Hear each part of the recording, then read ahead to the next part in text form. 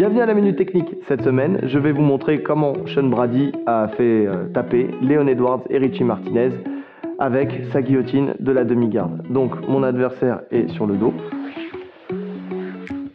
Et voilà, je suis dans sa demi-garde. Sean Brady, il a une demi-garde en pression au-dessus qui est assez moderne, où vraiment il vient mettre son genou à la hanche ici, d'accord, et il a les hanches très orientées.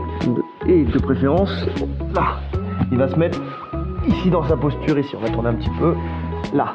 Donc le genou à la hanche, le bras ici en pression et très orienté vers l'épaule, d'accord.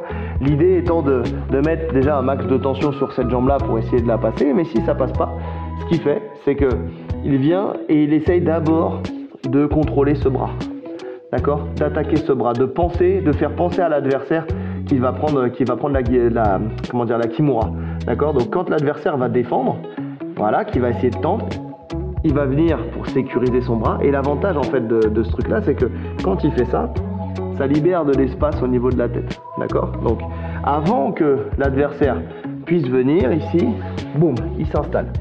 D'accord. Donc là, ça se passe derrière. Après, ici, en fait, il va d'abord coiffer le menton ici. Et très rapidement, il va chercher à juste se grandir un petit peu. D'accord. Enfin, juste lever un peu ses côtes pour passer sa main devant sa poitrine. D'accord.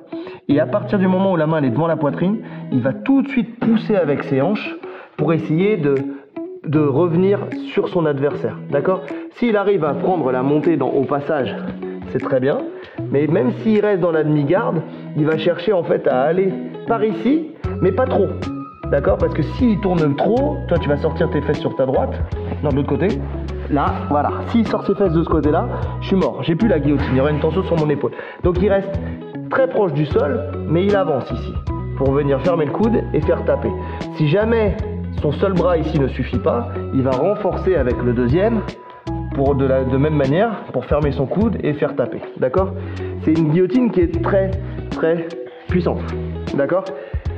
Il est là, il est en contrôle, il inverse sa position, le genou à la hanche ici, là il commence à s'attaquer à ce bras là pour que l'adversaire défende, et c'est là où il attrape la guillotine.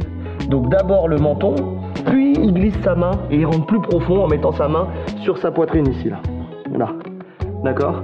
La main sur la poitrine, et là il va venir et il va pousser et se tendre un petit peu là, voilà, pour attaquer la guillotine et faire taper. Et si besoin, il va revenir chercher, là ici, regardez, il prend la guillotine, main à plat contre la poitrine, il va pousser avec ses hanches pour ramener le menton de son adversaire justement à sa poitrine pour le faire taper. Si jamais il y a besoin, il va venir saisir par en dessous ici, 10 doigts, enfin en tout cas c'est 5 doigts ici en dessous, pour continuer à mettre de la tension et toujours pousser avec son coude, avec son épaule, avec son aisselle, pour faire en sorte que la tête de son adversaire en fait se recroqueville de cette manière avec sa main dedans.